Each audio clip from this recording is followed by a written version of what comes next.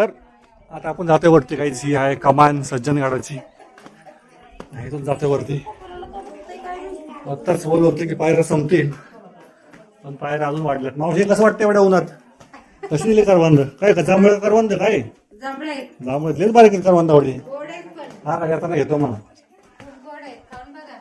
काहीच बघा आता ते एकदम सरळच पायऱ्या आहेत. आताच पुढे बोल होतं पायऱ्या संपतील, तर अजून पायऱ्या आल्यात. पायऱ्या चढून सिंहगडची आठवण झाली. एवढ्या वरती अजून काहीच. हा काहीच व्ह्यू बघा इकडून. जेवढ्या वरती जाईल तेवढा अजून चांगला व्ह्यू भेटतोय. इकडून बघा पूर्ण सातारा दिसतो आपल्याला. इकडे समोर दिसतो अजिंक्यतारा आहे. त्याच्यात दिसतंय का तुम्हाला? झूम करून दाखवतो मी. समोर दिसतो ना तुम्हाला किल्ला? हा आहे अजिंक्यतारा, स्वराज्याची 4थी राजधानी. आपण आता आलो सज्जनगडावरती. जाऊयात वरती अजून. आणि आता दुसरा प्रवेशद्वार.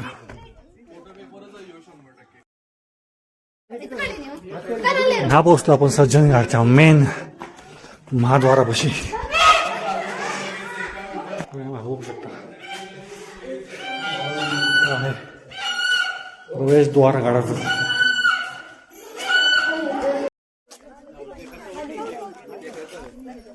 होऊ शकता काहीच. आपण आलोय सज्जनगडावरती हे पाहण्यासाठी. पुढे एक मंदिर आहे, म्हटलं म्हणजे मला दाखवतो. अंगलादेवी मंदिर. तिकडे अंगलादेवी मंदिर आहे. हा रोड होता तिकडे. त्या काळाचीच वास्तू आहे काहीच, पण ती आता पडली आहे.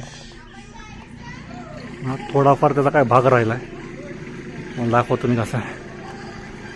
हा जो गड आहे हा शिवाजी महाराजांनी जिंकल्यावरती रामदास स्वामी यांना राहण्यास दिला होता. त्यामुळे ह्याचं गड नाव जे सज्जनगड आहे, पहिले याचं नाव होतं परळीगड. हे बघू शकता, हे असं बांधकाम आतून त्या काळातच सगळं पडझड झाली आहे. देवळ्या, छोट्या छोट्या देवळ्या. गाईस तुम्हाला माहिती आहे काय हे बिळ? छोटी छोटी बिळं ही जे 90s किड आहेत त्यांना माहिती आहे. शेतामध्ये बिळं असायची अशी. ह्यात नंदी नावाचा एक छोटा किड राहतो. आम्ही काय करतो, त्याच्यामध्ये मुंग्या पकडून टाकायचो त्या बिळांमध्ये. मग तो किडा वरती यायचा आणि त्या मुंग्यांना आतमध्ये घेऊन जायचा खायला. तर त्या असे सगळे नंदीची बिळं आहेत. तुमच्या इकडे ह्या किड्याला किंवा या बिळात राहणाऱ्या किड्याला काय म्हणतात तुम्ही सांगा. बाकी या वास्तूची अशी वास्तू राहिली. थोडंसंच भाग राहिला आहे. इकडं पण छोट्या देवळ्या आहेत. तिकडून बाहेर गेला रस्ता आहे. पण इकडे काय इकडं झाडं वगैरे आहेत. तर पुढं जे मंदिर आहे इकडून ह्याला पार ह्याच्यावरती पण झाडं आल्यात वास्तूवरती. तर पुढं जाऊयात. तुम्हाला ते जे मंदिर बोलता देवीचं मंदिर, ते मंदिर बघूयात आपण पुढं जाऊन. मागोनी अशी दिसते वास्तू पूर्ण. आणि याच्यावरती बघा वरती अजून नक्षीकाम जे याच्यावरती केलेलं अजून आहे. याच्यावरती दिसतं का मला? असे गोल गोल गोल गोल त्यांनी केलेलं आहे. बघायच जाऊयात पुढं. तुम्हाला पुढं दाखवत अजून काय काय बघण्यासारखं आहे.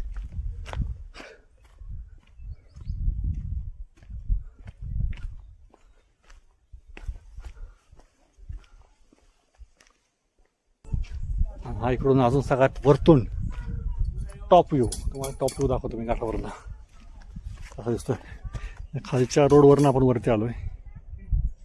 पूर्ण फिरत एवढं लांबनं इकडून इकडं. इकडं काय ती धरण का काय तुम्हाला दाखवतो पुढं गेल्यावरती. मी तर गडाचा टॉप व्ह्यू काहीच असा आहे, बघू शकता. इकडे हा पायथा आहे गडाचा. से मला आता प्रतापगडची फिलिंग यायला लागली. आणि प्रतापगडवरती पण असाच बुरुंज आहे, झेंडा बुरुंज. त्या बुरुजावरनं खाली बुरुजाच्या खाली पार्किंग आहे. जशी आता इथे दिसते पार्किंग तुम्हाला, सेम अशी ही पार्किंग आहे प्रतापगडवरती. आणि इथं पण गडाचं दुरुस्तीचं काम चालू आहे, चांगलं वाटतंय. आणि हा गडाच्या आजूबाजूचा परिसर. आणि समोर जो दिसत तुम्हाला डोम टॉवर दाखवतो तुम्हाला. पलीकडे हा जो आहे हा आहे अजिंक्यतारा गड. त्याच्यानंतर मग आपले महाराज राहिले छत्रपती शिवाजी महाराज जेव्हा ते आजारी होते. आणि इकडे हा आजूबाजूचा परिसर झूम केला एक मिनिट. हा बघा आता आजूबाजूचा परिसर गाडाच्या मस्त असं वारं सुटलं. इकडे पवनचक्क्या आहेत.